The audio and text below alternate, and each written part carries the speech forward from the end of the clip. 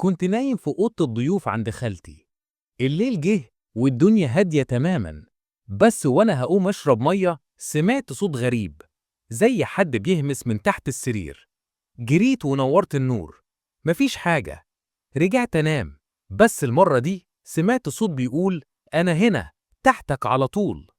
نزلت أبص لقيت ورقة مكتوب فيها بخط إيد طفل صغير: أنا محبوس هنا بقالي 4 سنين، ساعدني.